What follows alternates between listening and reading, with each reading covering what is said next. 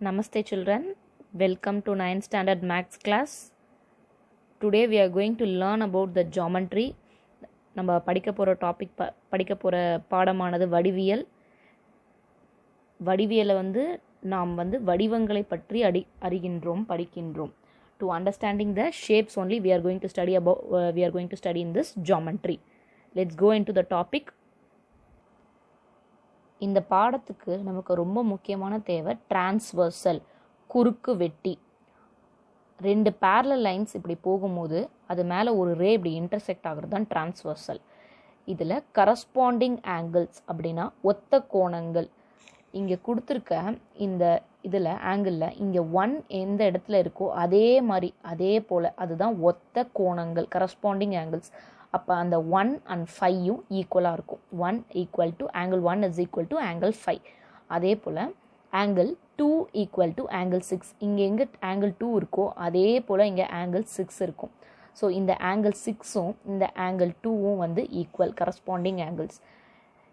இந்த மாதிரி alternate interior angles ஒன்று விட்ட உள்கோணங்கள். அதாவது ஒன்று விட்ட உள்கோணங்கள் அப்படின்னு பார்த்தோன்னாக்கா உள் அப்படின்னாலே இங்கே உள்ளே இருக்குது, இன்டீரியர் உள்ளே இருக்கிற இடம் அப்படின்னு அர்த்தம். ஆல்டர்னேட்டாக இருக்குது அப்படின்னு அர்த்தம். ஆல்டர்னேட்னா இப்படி ஆப்போசிட்டில் இந்த பக்கம் இந்த ஆங்கிள் 4, இந்த பக்கம் அதே போல் ஆங்கிள் 5. இந்த ஆங்கிள் 4ம் இந்த ஆங்கிள் 5யும் ஒன்று. அதே போல் இப்படி பார்த்தீங்கன்னா ஆங்கிள் 3யும் ஆங்கிள் 6ம் இங்கே ஒன்று நமக்கு. இதுதான் ஆல்டர்னேட் இன்டீரியர் ஆங்கிள்ஸ், ஒன்று விட்ட உள்கோணங்கள்.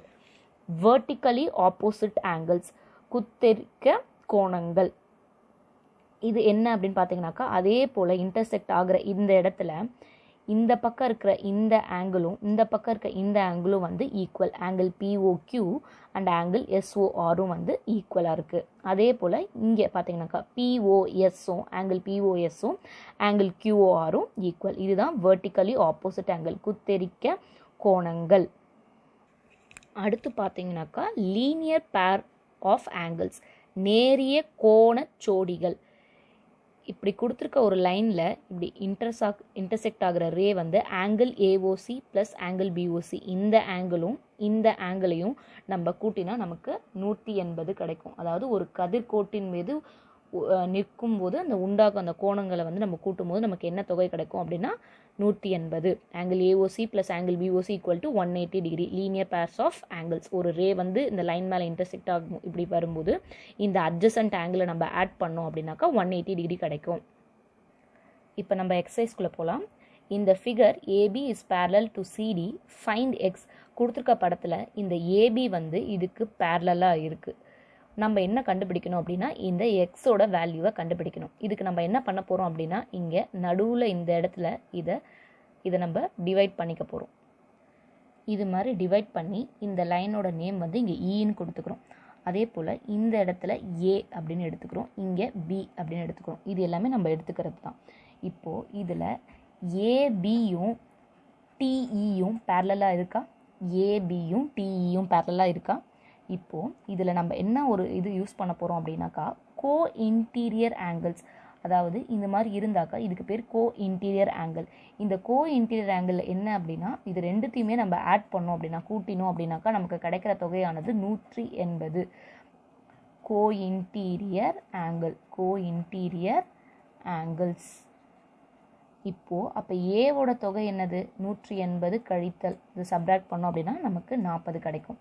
இதே போல் இங்கே B கொடுத்துருக்காங்க. அப்போ பியோட வேல்யூ என்ன இருக்கும்? 180. நான் டைரெக்டாக போட்டுட்டேன், நீங்கள் எழுதும் போது கிளாஸ் ஒர்க்கில் கரெக்டாக எழுதிக்கோங்க. 30 டிகிரி.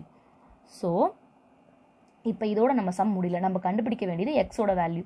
அப்போ எக்ஸோட வேல்யூ ஏவையும் பியையும் நம்ம என்ன பண்ணணும்? ஆட் பண்ணணும். 40 + 30 = 70 டிகிரி. இந்த சம்மில் பார்த்தீங்கன்னாக்கா ஒரு ட்ரையாங்கிள் கொடுத்துருக்காங்க. அந்த ட்ரையாங்கிளில் இந்த லைன் போய் இப்படி எக்ஸ்டெண்ட் ஆகுது. நம்ம ஏற்கனவே பார்த்த அந்த டிரான்ஸ்வர்சல் ஞாபகம் இருந்ததுன்னா இதை பார்த்ததுமே நமக்கு முதல்ல என்ன ஞாபகம் வரணும் அப்படின்னா ஆல்டர்னேட் இன்டீரியர் ஆங்கிள்ஸ், ஒன்று விட்ட உள்கோணங்கள் படி இங்கே 53 கொடுத்துருக்காங்க. அப்போ இங்கே இந்த லைன் இப்படி எக்ஸ்டெண்ட் பண்ணிங்கன்னா தெரியுதா? இது ஒன்று விட்ட இப்படி லைன் இப்படி எக்ஸ்டெண்ட் பண்ணி பார்க்கும்போது உங்களுக்கு தெரியுதா? ஒன்று விட்ட உள்கோணங்கள். அப்போ இங்கே 53னா நமக்கு இங்கேயும் 53 தான்.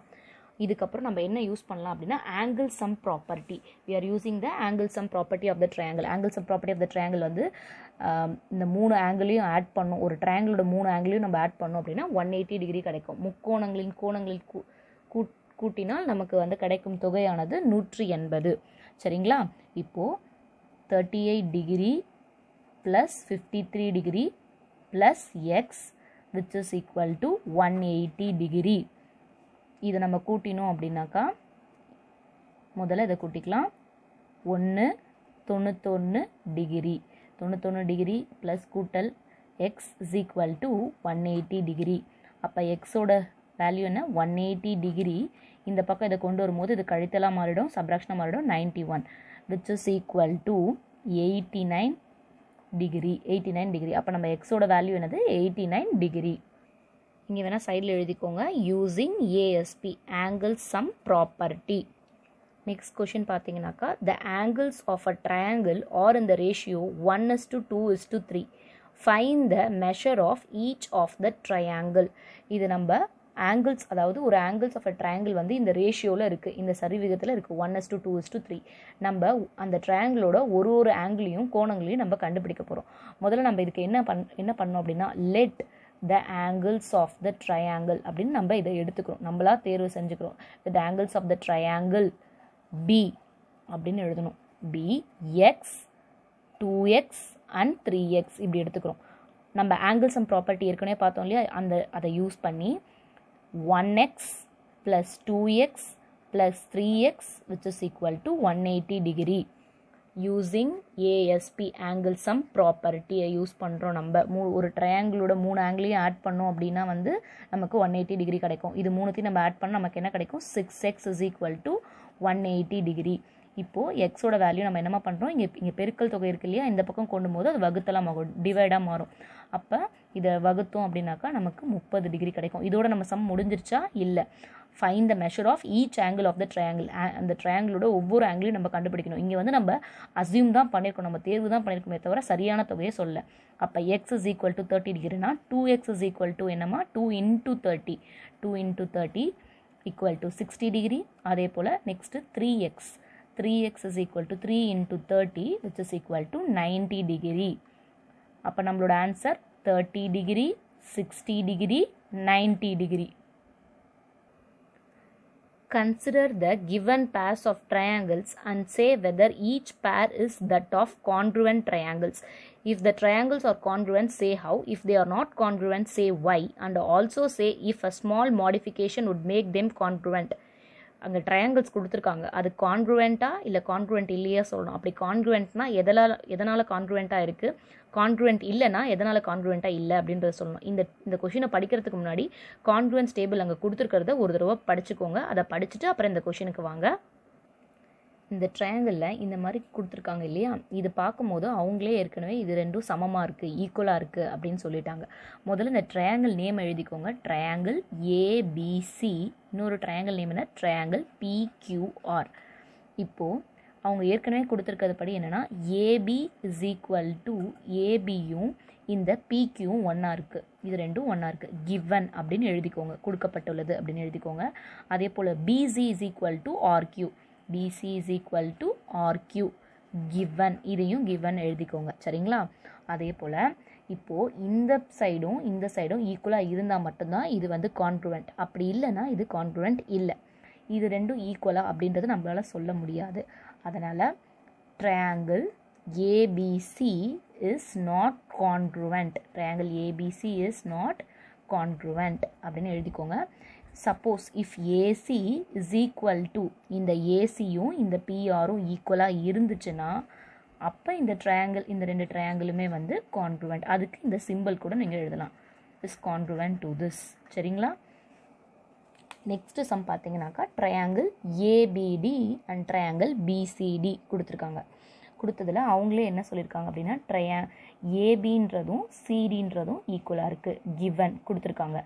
அதே போல் ஏடியும் பிசியும் ஒன்றா இருக்குது, அதுவும் அவங்களே கொடுத்துருக்காங்க, கிவன். இதே போல் ட்ரையாங்கிள் இது ஆக்சுவலாக ஒரு ரெக்டாங்கிள். இதை நம்ம இந்த ட்ரையாங்கிளாக, இது ஒரு ட்ரையாங்கிளாகவும் இது ஒரு ட்ரையாங்கிளாகவும் நம்ம பார்த்து தான் அதை எடுக்கிறோம். ஒரு ட்ரையாங்கிள் வந்து ஏபிடி, இன்னொரு ட்ரையாங்கிள் வந்து சிடிபி. ஏன் அப்படின்னா இது ரெண்டுமே நம்ம காமனாக பார்க்குறோம். இந்த டிபின்றது நடுவில் வந்து காமனாக இருக்குது. அதனால தான் இந்த மாதிரி நம்ம ட்ரையாங்கிள் கன்சிடர் பண்ணிக்கிறோம். இப்போ காமனாக இருக்க இந்த டிபியே நம்ம சொல்லலாம். இந்த ரெண்டு ட்ரையாங்கிளுக்கும் காமனாக இருக்க இந்த டிபியே சொல்லலாம். DB is equal to DB. காமனாக இருக்குது. ரெண்டுமே வந்து ரெண்டு ட்ரையாங்கிளுக்குமே இது வந்து பொதுவாக இருக்குது. அதனால் இந்த ரெண்டு ட்ரையாங்கிளுமே எப்படி இருக்குன்னா கான்க்ருவெண்ட்டாக இருக்குது. Triangle A B D is congruent to triangle C D B. இது எந்த ரூல் படி இதுக்கு இதுவாக இருக்குது அப்படின்னா by triple S rule. By triple S மூணுமே வந்து சைடை வச்சு, அதாவது பக்கங்களை வச்சு இது வந்து